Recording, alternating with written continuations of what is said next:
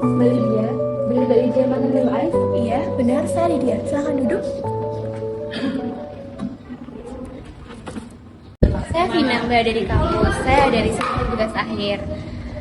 Saya banyak membaca kasus AIS di tahun 2017. Mogok kerja 644 buruh. Itu jumlah yang sangat besar. Ada apa sih, Mbak, sebenarnya? Apa yang sebenarnya terjadi? Kami para buruh merasa seperti mesin mesin yang bisa dibongkar pasang setiap hari. Kami menghasilkan ribuan es krim manis setiap hari yang dinikmati jutaan orang. Tapi di balik manisnya itu ada keringat, sakit, dan air mata kami. Soal harian, Mbak, dan dipotong kalau tidak masuk, bahkan sakit.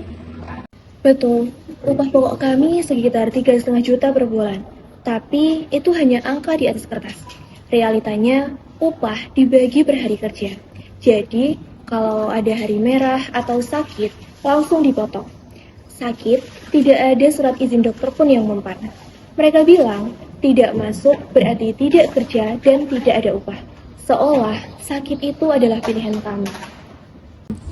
Tidak ada cuti haid bagi buruh perempuan. Bukankah itu sudah diatur dalam UU Ketenagakerjaan?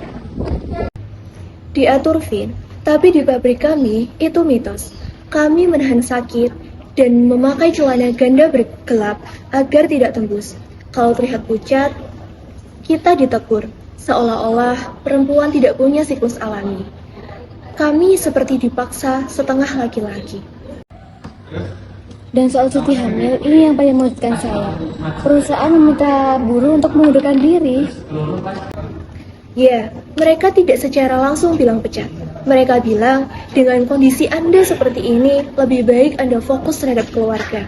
Silahkan mengajukan pengunduran diri. Itu kalimat halus untuk mengusir. Hak teman saya sebagai ibu hamil seperti tidak ada artinya. Mereka hanya peduli produksi tidak terhambat, mengutamakan keuntungan perusahaan di atas segalanya.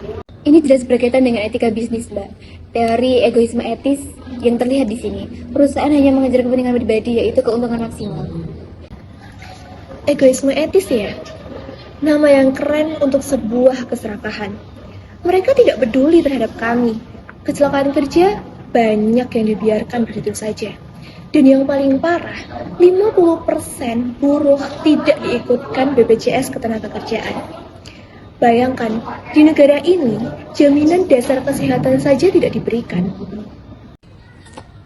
Ini benar-benar parah, Mbak. Mogok kerja itu adalah puncak kekecewaan dari semua ini. Kami sudah mencoba dialog, tapi selalu buntu. Akhirnya, 644 orang di antara kami memutuskan untuk mogok kerja. Itu langkah terakhir kami, Vin. Kami ingin hak kami dihargai, bukan cuma sekadar roda gigi yang bisa diganti kapan saja. Es krim itu manis, tapi ada luka tersembunyi di balik setiap gigitannya.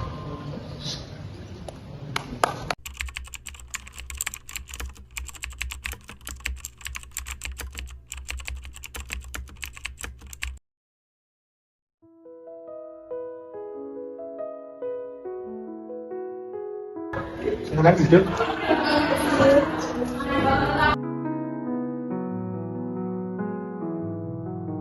Dari semua data dan kesaksian yang saya kumpulkan, kasus AIS ini memang textbook example of corporate great disclosure as efficiency.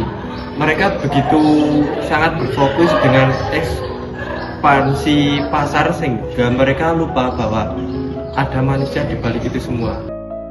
Saya menemukan banyak kaitan dengan teori etika, Pak, khususnya egoisme etis. Mereka seolah-olah menghadapi prinsip apapun yang menguntungkan perusahaan itu adalah tindakan yang baik. Dan saya menjadi korban dari kebaikan itu. Mereka bilang efisiensi, tapi efisiensi itu dibangun di atas penderitaan. Betul sekali, Bu Lydia. Dan disinilah letak kegagalan mereka dalam menerapkan utilitarisme.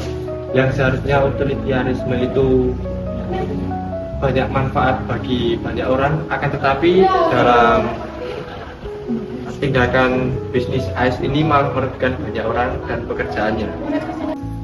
Mereka tidak hanya memberikan manfaat, malah kerugian. Tidak ada cuti haid atau cuti hamil, BPJS tidak penuh, tidak ada jaminan kecelakaan kerja. Ini bukan merugikan individu, tapi juga merusak citra perusahaan dan jangka panjang. cepat. Bayangkan jika masa ini terus-menerus terkuak dan publik banyak yang mengetahui. Sekarang itu konsumen itu sudah pandai, sudah cerdas ya, sudah mampu mengendalikan teknologi. Ya sekarang konsumen itu tidak hanya membeli produknya saja, akan tetapi juga menguak cerita di baliknya. Sekarang bayangkan ya, jika ceritanya itu tentang eksploitasi, otomatis bisnis AS ini perlahan-lahan menjauh dari pasar, dan ini sangat berdampak negatif bagi keberlangsungan bisnis kedepannya AS tersebut. Plus kebijakan upah yang adil, upah pokok tidak boleh dipotong seenaknya saja, harus ada upah minimum harian yang tetap tanpa memandang absen karena sakit atau cuti resmi. Perusahaan juga perlu menerapkan pendekatan etika bisnis yang lebih luas, bukan hanya mementingkan egoismenya saja. Mereka juga harus berpikir dengan utilitarisme, yaitu keputusan yang diambil harus membawa manfaat bagi buruh dan perusahaan. Dan yang paling penting adalah transparansi dan komunikasi. Jangan hanya membangun tembok antara manajemen dan buruh. Perlu ada serikat pekerja yang kuat dan dialog yang rutin. Kami ingin didengar, bukan hanya disuruh bekerja. Ini bukan hanya tentang memenuhi hukum, tapi juga tentang membangun hubungan industrial yang harmonis. Itulah kunci berkelanjutan bisnis di era sekarang. Nah, setuju itu. Jika perusahaan bisa membangun fondasi ini, mereka tidak hanya menjadi perusahaan yang sukses secara finansial, akan tetapi perusahaan ini juga akan dihormati dan dicintai oleh karyawan dan konsumennya. Itu adalah keuntungan terbesar yang tidak bisa diukur dengan angka penjualan saja.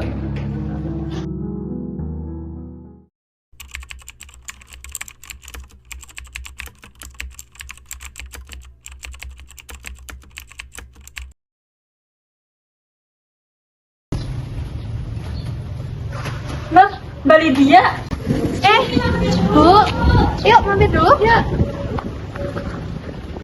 Sini Mbak Lydia, duduk dulu. Iya. Loh, Mbak Lydia, tumben mau pulang. Biasanya belanja sayur pagi-pagi. Iya Bu Kartini, ini baru selesai ada urusan. Ini es krimnya manis banget loh Mbak, anak-anak juga suka. Manisnya pas lagi. Iya Bu, memang manis rasanya. Manis di lidah Bu, semoga suatu hari nanti manisnya bisa sampai ke hati pekerjanya. Loh, maksudnya Mbak?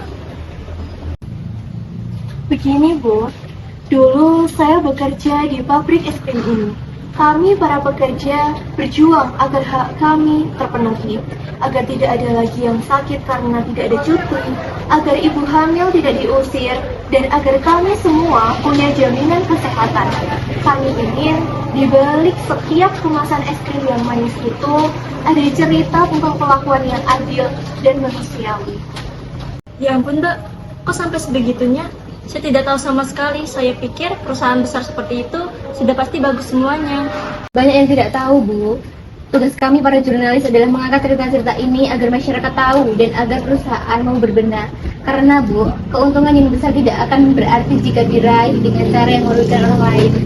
Oh iya ya Mbak, saya jadi mikir es krim ini rasanya jadi beda setelah tahu cerita di baliknya. Semoga perusahaan bisa berubah ya, kasihan juga para pekerjanya.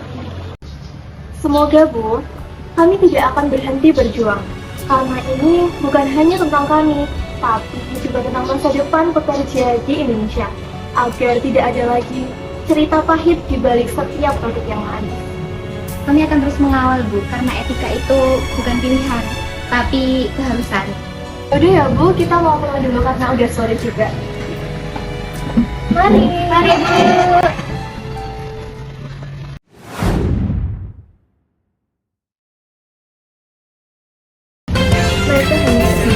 hanya menjadi strategi perempuan. Tidak.